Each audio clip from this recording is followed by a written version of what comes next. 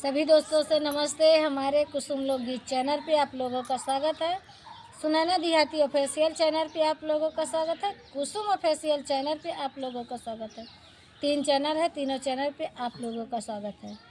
और आइए हम तीनों सहेली बहुत प्यारा सा गीत सुनाने चल रहे हैं। गीत नाच पर के गीत कुत्ता के ऊपर कुत्ता यहाँ बगल में बैठ के सुनत वहाँ। और कुत्ता देखिए बहुत प्यारा कुत्ता है, यहाँ पे बैठ कर सुन रहा है कि देखिए ये दीदी लोग हमारे ऊपर कैसे गीत बनाए हैं और हम भी बैठ कर यहाँ पर सुनेंगे। कुत्ता सुनत बा, बिल्ली सुनत या बाग में बैठा है, सुग्गा मैना दोनों सुनत है दोस्तों। और आप लोग फुल आवाज में सुनिए। आप लोग से विनती बा कि जरूर से जरूर सुनिए फुल आवाज में। आप लोग कमेंट करिए और थोड़ा हम लोग के सपोर्ट करें दोस्तों। आप लोग के हाथ जोड़ के विनती बा। आइए गीत के सुनाती हूँ, बहुत प्यारा सा गीत है। बनवा बोलई हो मोरेला, बनवा बोलई हो मोरेला, हमारे ससुर एक कुत्ता पाले, हमारे ससुर एक कुत्ता पाले, हम हो पाला हो बिलरिया, हम हो पाला हो बिलरिया, ससुरु के कुत्ता भोकै न जानई, ससुरु के कुत्ता भोकै न जानई, म्याओ म्याओ करई हो बिलरिया, म्याओ म्याओ करई हो बिलरिया, बनवा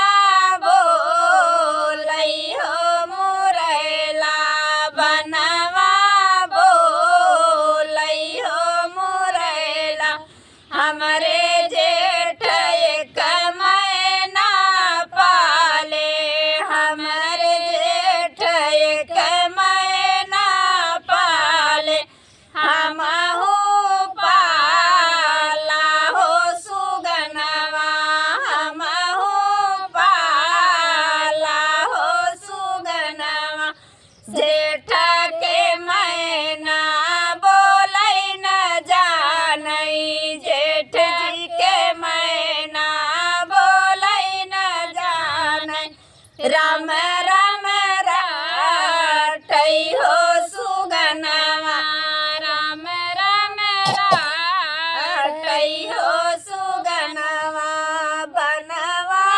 बोलई हो मोरेला, बनवा बोलई हो मोरेला, हमरे देवर एक कापी पाले, हमरे देवर एक कापी पाले, ये हम हो पाला हो कलमिया, हम हो पाला हो कलमिया, देवरा के कापी पढ़ाई न जानई, देवरा के कापी पढ़ाई न जानई, सर सर चालई हो कलमिया, सर सर चालई हो कलमिया, बनवा